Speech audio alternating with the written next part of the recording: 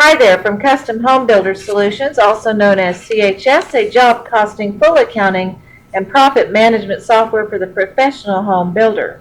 This video is a continuation in a series of videos about doing draw requests, and in this particular section we are talking about the type of draw request called cost plus markup. If your job is marked as a cost plus markup job, that CHS has draw requests available to draw those costs at their marked up amounts. In the first video, I'm going to select our little demo job. In the first video, if I click this, it detected that we already have a draw from the first video. We did our very first cost plus draw. And in this video, I would like to talk about, first of all, posting a payment received for that first cost plus draw, and then I'll do a second draw real quickly so you can see how the prior drawn stuff is shown for this first draw when you do the second draw. But first, before we go post the payment, we have a list here, and we can look and say, have we received deposits for this draw? We only see that we got our initial down payment of $25,000, so we haven't posted any deposit yet.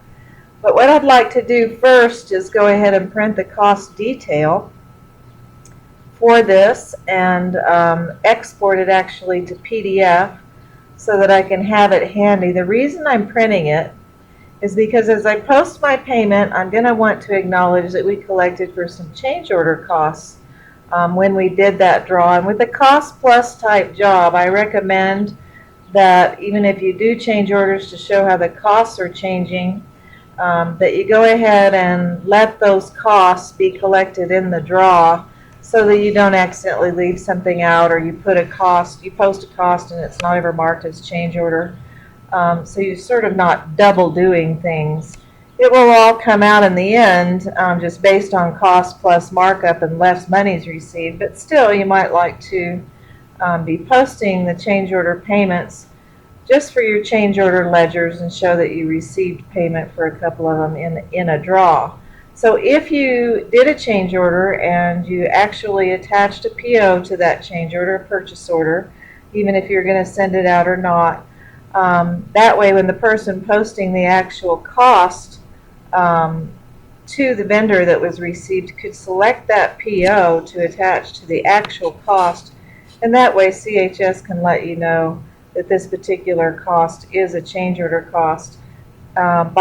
By attaching POs to change orders is the only way I figured out how to mark an actual posted cost where you're really paying something as a change order cost, because people would overlook, or the bookkeeper might not even know if it was a change order cost. So whoever's doing the change orders, it would, especially on a cost plus job, it'd be a good idea to go ahead and post a purchase order like you'll see in the change order videos to attach, so that then that idea that it's a purchase order cost can flow over to the person entering bills to pay vendors.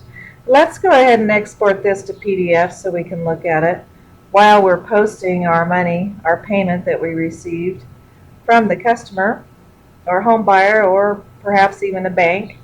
But we'll keep that minimized down here so we can take a look at it here in a minute. And our amount that we received, $90,477.38. They did write us a check for that, and we'll play like it's just the home buyer paying us and not a bank this time. So I'm going to close that, and I'm going to go home, and I'm going to hit the deposits button to post this deposit that we're taking to the bank. And I'll add a new deposit, and that home buyer is named Small, George Small. And the reason the job dropped in is because when we set up the job, we also set up this payor.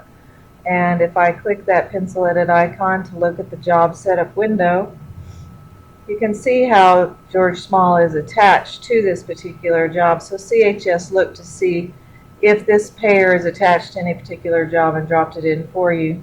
If they're paying you for something else, nothing to do with the job, you can always select the generic H job there. And let's play like their check number is, who knows, that check number. Now, what we're going to do is, first of all, look at our total costs, and we stay aware. Let's make this so I can make it sort of not be so giant here when I pull it up, and let's put it over here for a second. But I can see down here that part of the cost we collected was for VistaView change order 03, and this is still the rest of the change order 03 for the framing on the sunroom. We had planned costs and framing in 03. And then we also had change order number 01 for the refrigerator. So what I'd like to do is get those change orders marked as paid with this interim draw. So let's do, and we can just tell by the price, etc., that we collected really all the money for that. For that, $2349.02. And let's just select that change order. We can tell that. We'll do small change order 01 collected. Let's do it paid from draw 1. And actually, even though it dropped in change order, accounting wise and everything else, I want to really have this actually be part of a payment in a list of interim draws, which costs, since we have a deposit category set up for interim draw, and we have a default GL account number of 2000, which is for construction loans payable, attached to interim draw. I want to go ahead and let these change order payments be under interim draw, because I really don't want them split all up between change orders and interim draw, because I want to see the total of that. Now I'm going to go ahead and copy this line. And the other one was change order number 3, is what we saw in there for the sunroom. And I'm going to do the same thing. When I selected a change order, it changed the category to change order just because. So those two amounts are in there. For the two change orders we got paid as part of the draw. So down here we can see our deposit total, $4880.27. So what we want to do is our total draw actually was for $90,477.38, and that's the amount we're collecting. So let me put that number here, $90,477.38 minus this amount over here, $4880.27. This is my calculator on my own machine, and hopefully you have one. Most every computer does. So the difference is $85,597.11. Let's minimize this. Let's add a new line. The reason I keep copying, using the copy icon, is so I don't have to check the buyer again. And we also needed to change this description. I got to talking too much. Change order 3 paid from. So now this is just small interim draw 1. We'll do the interim draw 1 again, and now I've talked so much I forgot what that difference was. $85,597.11. So that's the total, $90,477.38, showing down here is my deposit total. That is the amount of the check that we got from small. So I'm going to select our construction checking account and deposit it. Let's play like that was in January. We did the draw on December 31st, so let's say about January, let's move back to January. Look at that for just a second. Let's say they got it to us on January 4th, 2016, and we will submit that deposit. And the resulting cash balance is showing there after the deposit.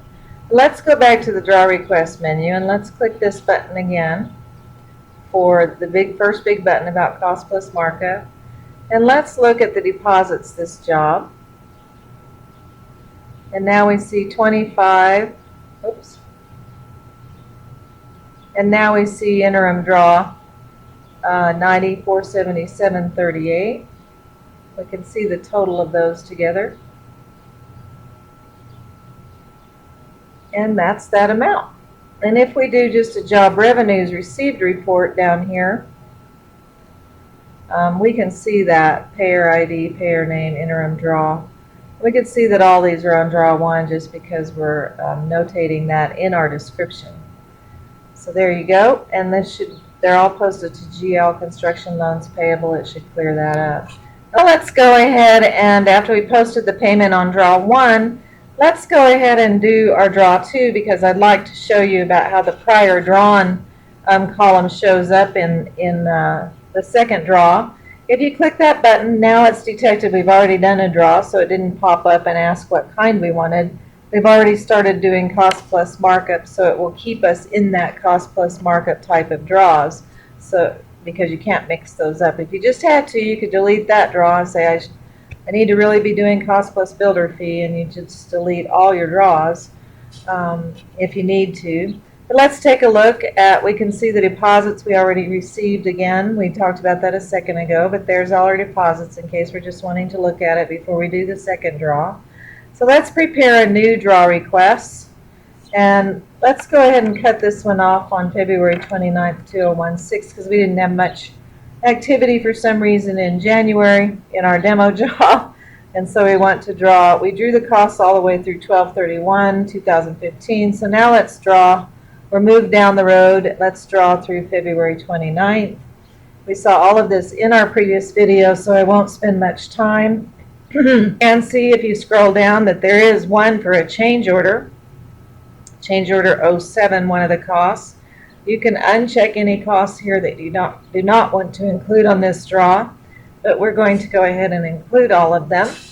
So let's just do done, continue to the draw worksheet.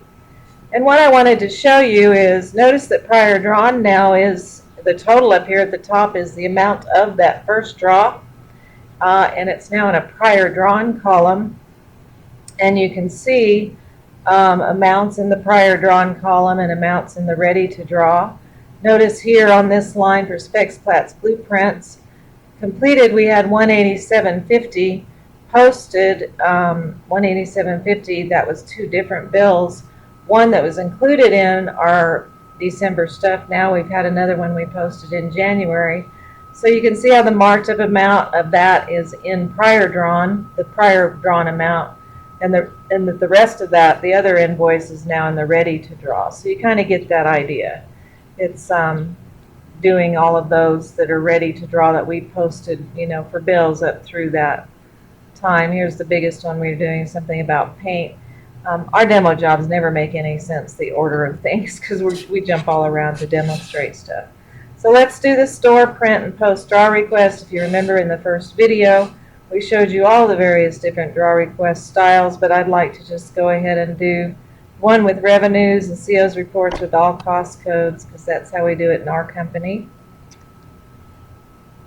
So it's preparing the draw request for the file cabinet, telling me that, and I can tag, although CHS has that PDF in the file cabinet tagged already pretty well for you, but I'll get rid of the random number there and save that tagging.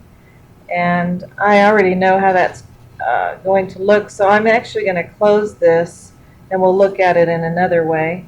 And I'll do yes, post the draw request.